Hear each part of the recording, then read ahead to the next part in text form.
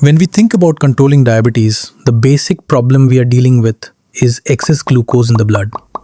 In simple terms, diabetes means that the level of sugar circulating in the bloodstream becomes abnormally high. Therefore, the main goal of treatment is to reduce this excess glucose. Broadly, there are two fundamental strategies that the body or medications can use to control it. The first approach is to increase the action or amount of insulin released from the beta cells of the pancreas. Insulin helps glucose move from the bloodstream into the body's cells, where it can be used for energy or storage. Therefore, when insulin activity increases, more glucose is utilized by tissues and the blood glucose level falls. The second approach is to reduce the amount of glucose present in the body through other mechanisms. This can be done either by decreasing the absorption of glucose from the intestine or by increasing the elimination of glucose from the body, for example, by kidneys. I know nowadays there are many different ways to control high blood glucose levels. However, to keep things simple and easy to understand, we will focus on two main ways by which excess glucose in the body can be reduced. This second mechanism is where SGLT-2 inhibitors become very important. Instead of increasing insulin, these drugs help the body remove excess glucose through urine, thereby lowering blood glucose levels. SGLT-2 inhibitors are a class of medications mainly used in the treatment of type 2 diabetes mellitus.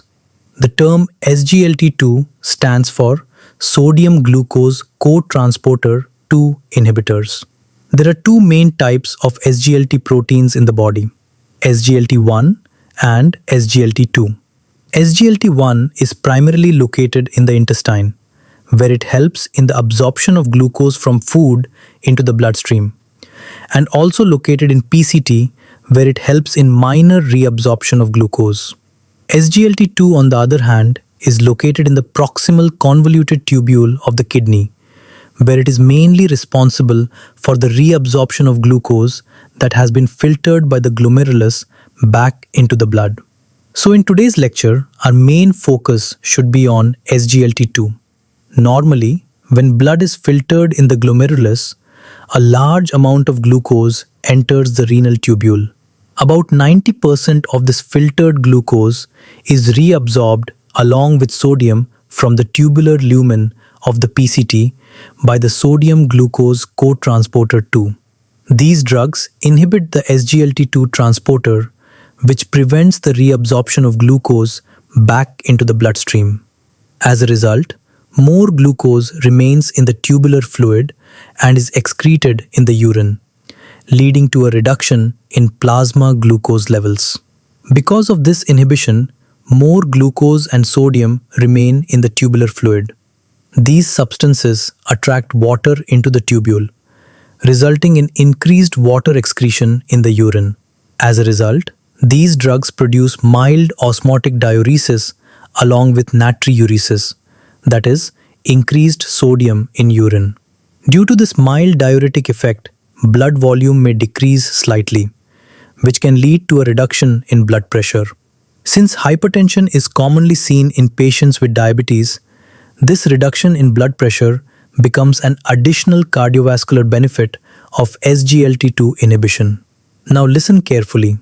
Normally in the kidney, there is a sensor for sodium chloride in the tubular fluid called the macula densa.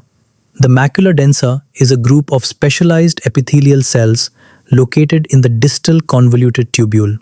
These cells lie exactly at the point where the DCT comes into close contact with the afferent arteriole of the same nephron. Now in this image, we can clearly see the distal convoluted tubule along with the afferent and efferent arterioles. So the DCT lies very close to the afferent arteriole. For simplicity, we image the afferent arteriole here. In addition, we have modified smooth muscle cells in the wall of the afferent arteriole that synthesize, store, and release the hormone renin. These cells are called juxtaglomerular cells. Together, the macula densa and the JG cells form the juxtaglomerular apparatus. Macula densa senses NaCl in the distal tubule and adjusts GFR through tubuloglomerular feedback mechanism. Now imagine what happens when NaCl delivery to the macula densa is low. In this situation, the macula densa thinks that filtration is low. In this situation, the low NaCl stimulate macula densa. Macula densa then increase the synthesis of prostaglandin E2. This PGE2 binds to the receptors on afferent arteriole and promotes dilation of afferent arteriole. And prostaglandin E2 produced by the macula densa also act directly to stimulate the JG cells to release renin. This renin activates the renin-angiotensin-aldosterone system, leading to formation of angiotensin II, which mainly constrict the efferent arteriole. As the result, pressure inside the glomerulus increases to restore the GFR back to normal levels. Now consider the opposite situation. When NaCl delivery to the macula densa is high, this usually indicates that filtration is already high. In this case, the macula densa release excess of ATP, which is quickly converted into adenosine. This adenosine is then binds to A1 receptors present on the efferent arteriole, which cause vasoconstriction of efferent arteriole. At the same time, the macula densa also suppresses renin release from juxtaglomerular cells, prevent activation of RAS system, which ultimately cause efferent arterioles to relax. Because of this vasoconstriction of efferent arteriole and relaxation of efferent arteriole, the blood flow entering the glomerulus is reduced and ultimately lowers the GFR, helping to prevent excess filtration and protect the glomerulus. Now the question arises, what is the purpose of discussing this renal physiology? Let me explain. Normally in diabetes, a large amount of sodium is reabsorbed in the PCT along with glucose. So very little sodium reaches the macula densa. The macula densa interprets this as low filtration. As a result, it signals the kidney to dilate the efferent arteriole and constrict the efferent arterioles, which increases glomerular pressure and hyperfiltration. Over time, this mechanical stress on the glomerular capillaries and filtration barrier contributes to glomerular damage, albuminuria, and progression to diabetic nephropathy. When SGLT-2 inhibitors block the transporter, less sodium is reabsorbed in the PCT, so more sodium reaches the macula densa. Now the macula densa senses that filtration is adequate and sends a signal to constrict the efferent arteriole, which reduces the pressure inside the glomerulus. Lower pressure means less stress on the glomerulus, and this is one of the key reasons SGLT-2 inhibitors helps to protect the kidneys. So by reducing cardiovascular stress and helps in stabilize the kidney function, SGLT-2 inhibitors have emerged as an important class of drugs that improve both cardiovascular and renal outcomes in patients with diabetes. Main drugs that belong to the SGLT-2 inhibitor class include canagliflozin, dapagliflozin, empagliflozin, ertugliflozin, and bexagliflozin. All of these drugs belong to the flozin or gliflozin group. Canagliflozin was the first SGLT-2 inhibitor approved for clinical use in US. Later, several other flozin drugs were developed with a similar mechanism of action. Most SGLT-2 inhibitors are mainly used in adult patients with type 2 diabetes. However, dapagliflozin and empagliflozin have also been approved for patients aged 10 years and older, while most other drugs are generally used only in adults. These drugs are not recommended in type 1 diabetes because they can increase the risk of euglycemic diabetic ketoacidosis. In pediatric patients, if SGLT-2 inhibitors are used, they are used only for type 2 diabetes, not in those with type 1 diabetes. In addition to glycemic control, these drugs are also indicated in patients with heart failure, where they help reduce hospitalization and improve survival outcomes. Furthermore, SGLT-2 inhibitors are used in chronic kidney disease, because they help slow the progression of kidney damage and provide renal protection. Now, important points about the individual drugs. Start with canagliflozin, which was the first SGLT-2 inhibitor approved. A unique feature of this drug is that in addition to inhibiting SGLT-2 in the kidney, it can also weakly inhibit SGLT-1 at higher doses. As SGLT-1 is primarily present in the small intestine, where it helps absorb glucose from the diet. So inhibition of SGLT-1 may slightly reduce glucose absorption from the intestine after meals. Clinical studies have also shown that canagliflozin provides significant protection against the progression of diabetic kidney disease. However, an important safety concern associated particularly with this drug is an increased risk of lower limb amputations, especially in patients who already have peripheral vascular disease, neuropathy, or diabetic foot problems. In addition, it has also been linked with a higher risk of bone fractures, so it should be used with caution in postmenopausal women and other patients who already have a high risk of osteoporosis or fractures. Now, dapagliflozin, it works by selectively inhibiting the SGLT-2 transporter in the PCT. In addition to its role in the treatment of type 2 diabetes, DAPA also gains significant importance because it has shown strong cardiovascular and renal benefits.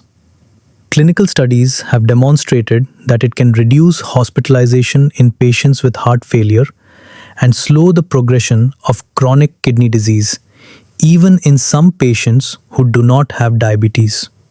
Because of these benefits, DAPA is now widely used not only for glycemic control but also for the management of heart failure and protection of kidney function. Now, empagliflozin. Similarly, it works by inhibiting SGLT-2 in the PCT. It has shown significant cardiovascular benefits, particularly in patients with type 2 diabetes who have established cardiovascular disease. So it can reduce cardiovascular mortality and decrease hospitalization due to heart failure. Ertugliflozin is mainly used for type 2 diabetes in adults, and cardiovascular and renal outcome data are relatively less extensive. Bexigliflozin is relatively newer addition to the SGLT-2 inhibitor class. In the United States, a newer drug called sotagliflozin was approved by the FDA in 2023 for the treatment of heart failure, including heart failure with preserved ejection fraction. Earlier, it had also been studied for the treatment of type 2 diabetes mellitus. Unlike most drugs in this class, sotagliflozin is unique because it inhibits both SGLT2 and SGLT1 transporters, so it is considered a dual SGLT1 and SGLT2 inhibitor. So it increases the excretion of glucose in the urine, and also it can delay or reduce the absorption of glucose from the gastrointestinal tract after meals. Because of this, it has a better glycemic control. After oral administration, these drugs are well absorbed and circulate in the bloodstream for a relatively long time, with most agents having a half-life of around 10 to 13 hours or more. Because of this half-life, drugs remain active in the body for an extended period, so glucose reabsorption remains inhibited throughout the day. Because of their relatively long duration of action, most SGLT2 inhibitors can be conveniently given once daily. Another point is that their effectiveness depends on kidney functions, because these drugs act by increasing urinary glucose excretion. Therefore, renal function should be assessed before starting therapy and monitored during treatment. SGLT2 inhibitors are usually taken once daily by mouth, preferably in morning. They can generally be taken with or without food. Taking them in the morning is preferred because these drugs increase glucose and sodium excretion in urine, which leads to a mild diuretic effect. If taken late in the day, the increased urine production may cause frequent urination at night. Therefore, Taking the medication in the morning helps minimize nighttime urination. Now the dosing. Canagliflozin is usually started at 100 milligrams once daily before the first meal of the day, and if needed, it can be increased to 300 milligrams once daily in patients with adequate renal function. Dapagliflozin is commonly started at 5 milligrams once daily initially, which may be increased to 10 milligrams once daily depending on clinical response. Empagliflozin is typically started at 10 milligrams once daily and can be increased to 25 milligrams once daily. Ertugliflozin is usually started at 5 milligrams and increased to 15 milligrams once daily. While increasing the dose of SGLT-2 inhibitors, some special conditions should be kept in mind. First, the patient's renal function should be evaluated. If kidney function is significantly reduced, increasing the dose may not provide additional benefit and may increase the risk of adverse effects. Second, clinicians should assess the patient's volume status, since these drugs can cause osmotic diuresis and natriuresis, which may lead to dehydration or hypotension, especially in elderly patients or those already taking diuretics. Third, patients should be monitored for signs of urinary tract infections, because more frequent urinary glucose excretion increases infection risk. Finally, dose escalation should be done gradually, based on the patient's glycemic response and tolerability. In clinical practice, SGLT-2 inhibitors can be combined with other anti-diabetic drugs when blood glucose is not adequately controlled with a single medication. According to ADA guidelines, the recommended initial therapy for type 2 diabetes is metformin in combination with lifestyle modification. Based on blood glucose control and additional risk factors such as atherosclerotic cardiovascular disease, heart failure, and CKD, the use of SGLT-2 inhibitors may be appropriate. Now, let us briefly discuss the use of SGLT-2 inhibitors in specific populations. In liver disease, dose adjustment of SGLT-2 inhibitors is not required in patients with mild to moderate hepatic impairment. However, in severe liver disease, canagliflozin and ertugliflozin are not recommended. But empagliflozin appears well tolerated in patients with mild, moderate, or severe hepatic impairment. In patients with cirrhosis, we often see fluid accumulation in the body, such as ascites and edema. At first glance, this makes it seem as if the body has too much fluid. However, the effective circulating blood volume is actually reduced as the fluid becomes trapped in tissues and in the abdominal cavity. So the amount of fluid actually circulating through the blood vessels is relatively low. As a result, important organs like the kidneys may already be receiving less blood flow. Now, if we give SGLT-2 inhibitors in this situation, as the drug has a mild diuretic effect and causes the body to lose more water through urine, in a cirrhotic patient whose effective circulating volume is already low, this additional fluid loss can further reduce blood volume inside the vessels. Consequently, kidney blood flow may drop even more, increasing the risk of acute kidney injury. At the same time, because these drugs increase glucose in the urine, they may also increase the risk of genitourinary infections, which cirrhotic patients are already more susceptible to due to impaired immunity. Therefore, in patients with cirrhosis, SGLT-2 inhibitors must be used cautiously after carefully weighing the risks and benefits. In pregnancy, SGLT-2 inhibitors are not recommended. Animal studies have shown that exposure during pregnancy may affect renal development in the fetus, particularly during the later stages of gestation. These drugs are also not recommended during breastfeeding because it is uncertain whether they are excreted in human breast milk and there is a potential risk of adverse effects on the infant's developing kidneys. Their use in children is limited and depends on the specific drug, and they are mainly used for type 2 diabetes, not type 1 diabetes. SGLT-2 inhibitors can be used in elderly patients, but they should be used with caution because these drugs cause osmotic diuresis, which may increase the risk of dehydration and hypotension.